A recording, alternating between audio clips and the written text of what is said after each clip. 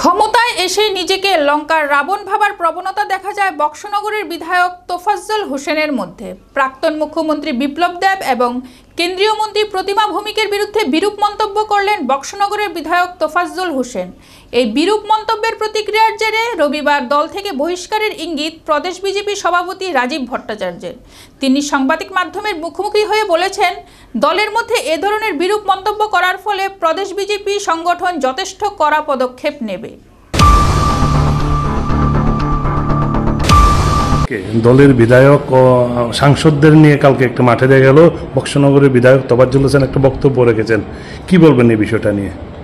দেখুন, প্রথমত হচ্ছে যে আমাদের দলে থেকে দলের বিধায়ক আর যেই হোক না কেন, যদি আমাদের যারা কার্যকর্তাই হোক, আমাদের নেতৃত্বের ক্ষেত্রেই হোক, যে মন্তব্য করেছেন সেটা ভারতীয় জনতা পার্টি সংগঠন প্রদেশ সভাপতি হিসাবে একদম নিন্দনীয়।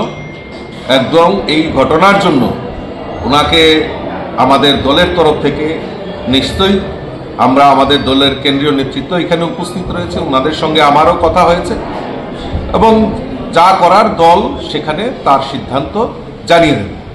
কিন্তু মনে রাখতে হবে যে আমরা সবাই একত্রিত। আমাদের যিনি বিপ্লব দেব আমাদের রাজ্যের মাননীয় প্রাক্তন মুখ্যমন্ত্রী, বর্তমানে উনি আমাদের সাংসদ, এবং প্রতিমা ভৌমিকও আমাদের প্রাক্তন কেন্দ্রীয় মন্ত্রী MOS ছিলেন উনি। ও কাজেই ওনারা আমাদের দলের বাইরে নয়, ওনারাও আমাদের নেতৃত্ব এবং আমাদের মুখ্যমন্ত্রীও রয়েছেন, আমাদের প্রভারীও রয়েছেন।